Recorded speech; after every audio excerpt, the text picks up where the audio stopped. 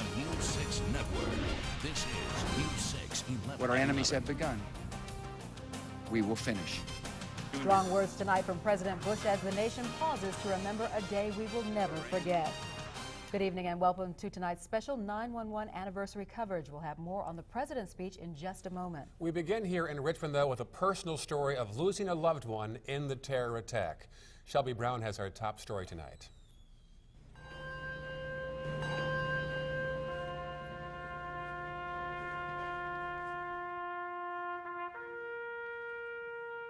A heartfelt tribute for those who died last September 11th.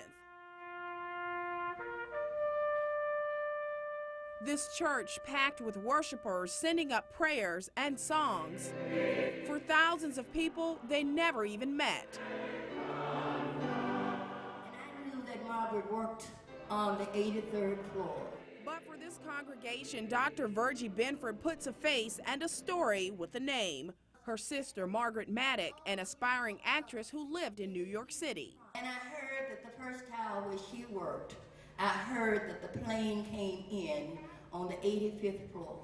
She says the community's support has been tremendous. Being able to talk about my sister and to share all of the joys that she brought me in my life, has enabled me to really get through the day. Dr. Benford spent Wednesday evening sharing fond memories of the little sister she lovingly called Dimples, memories that carry her from day to day. I hold on to her zest for life. She believes we can all make the best of this tragedy and says we can start by looking past our differences, standing together, and always remembering. I think this has been a healing thing.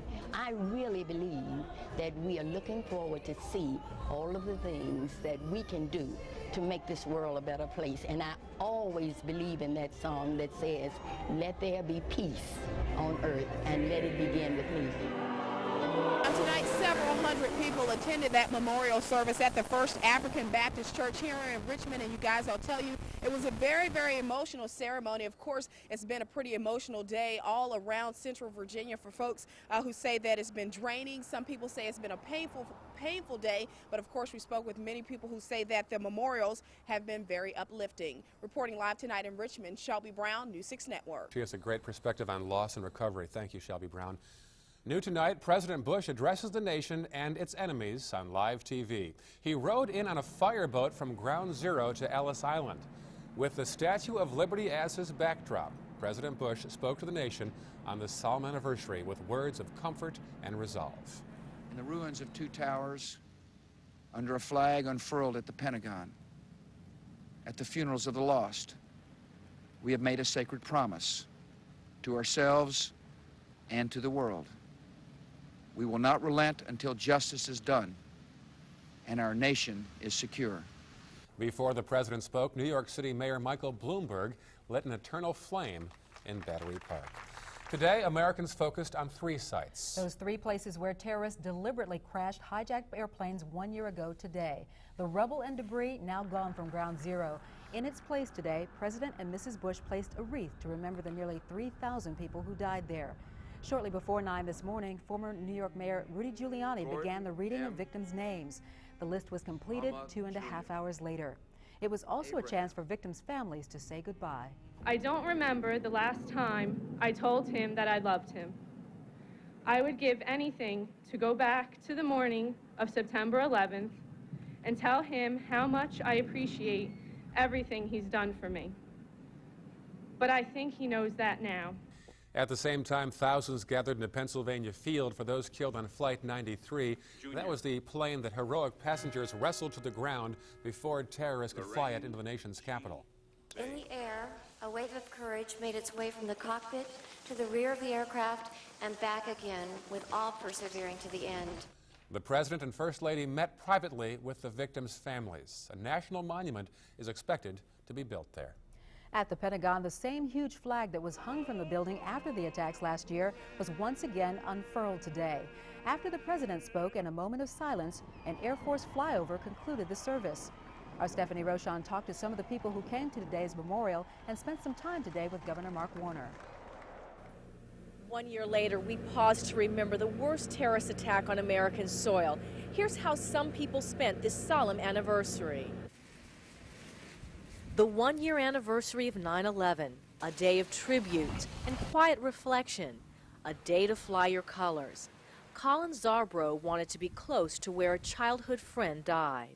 I just felt like I owed it to him to, come down and, kind of see what had happened. Nadine Didiarte watched television coverage with her parents. Nadine, how did you spend 9/11? Well, this morning we saw the memorial service on TV about Pennsylvania and World Trade tribute and Pentagon tribute. Construction workers like Bud Ridenauer, who has family in the Tri-Cities, were honored for work to repair the Pentagon. You're proud. It's a part of America. The governor spent part of his day with 9/11 heroes. Why did you want to be here today? Why did you want to be with these guys? I wanted to be here to say thank you from a grateful people. Some people came by after work to leave a flag or other tribute at this makeshift memorial to the victims of the attacks. Bring this flag here today to honor them and to honor our people here, and also our young people that are serving everywhere around the world and keeping us safe at nights. John Coppola enjoyed the freedom that the people inside the Pentagon work to defend. Today I just wanted to get out and be free in my own way. I took my bike from my home, which is about 5 miles away, and I biked up here to see for myself the new Pentagon. Some people are already asking, how will we observe next year's anniversary and the anniversaries to come? Reporting from the Pentagon, Stephanie Rochon, News 6 Network. And here in Richmond, we remembered 9/11 in our own ways. Dozens of congregations came together at the classic amphitheater at the Richmond Raceway Complex. Several local pastors led the crowd in prayer and song. Organizers wanted to show the community there are people out there who care. Children at one area elementary school started their day remembering the fallen heroes. Children's voices sang out at Harbour Elementary after a brief moment of silence this morning. Hundreds of students dressed in red, white, and blue to honor the victims of 9/11. I just thought it was really special because of all the people who died in it. It was really sad, but I'm just glad that the United States could just get together and do all of this after what happened on September 11th last year. Teachers say they are teaching students about what happened last year because it's a part of our living history. Security is at an all-time high right now nationwide tonight. Earlier today, the bomb squad evacuated a state office building in Columbus. Ohio police arrested a man there who told workers he was installing a bomb. Police dogs smelled explosives in a van parked outside, but no explosives were found. And a scare in the air over Texas. This American Airlines jet returned to the Houston airport after an unknown security incident. It was not an attempted hijacking. There were 2 federal air marshals on board at the time. As you may have guessed, today was a pretty slow day at Richmond International Airport. Many chose to stay home today because of fears surrounding the 9/11 anniversary, especially after a heightened terrorism alert. Business was off more than 50% at RIC today. Airports across the nation were also feeling the pinch. Some airlines slashed ticket prices, others offered free flights today. Some travelers we spoke with say they're flying so that terrorists don't win another victory. I'm just not going to give in to this terrorist thing. I'm not going to let it scare me. Airport traffic is expected to be down all week. Security is much tighter at the state capitol after yesterday's Code Orange high alert terror warning. Since last year's attacks, no one can enter the grounds without their vehicle searched first. Security is just as tight at the Federal Reserve downtown. It is surrounded by a fence, guards, and closed streets. Some tourists from England told us they're not surprised. No, we're so used to living with the problems of Ireland and the bombings in London that we're just extra vigilant. We're used to having our bags searched. Both the Capitol and the Federal Reserve have plans in place should terrorists strike again. Well, on to a lighter note now. Might see a cool down in the weather. It's kind of windy out there today. Here's Mike with your first forecast. Cheryl and Ray, the wind a result of a powerful cold front sliding on through the area. Just didn't bring us any rain, but it certainly will bring the cool down for tomorrow. In fact, a beautiful morning shaping up. Plenty of sunshine at breakfast time. Temperature of 56 degrees, and temperatures will be hard pressed to get to 80 tomorrow, and we might be even cooler tomorrow night when some outlying areas may drop into the 40s. More on your forecast looking ahead to the weekend coming up at 11:16 and at 11:26. A lot of folks bothered by ragweed. We'll have the complete ragweed count and air quality for tomorrow coming up at that time. All right, thank you, Mike. But first, this West End family's lives really changed 1 year ago today.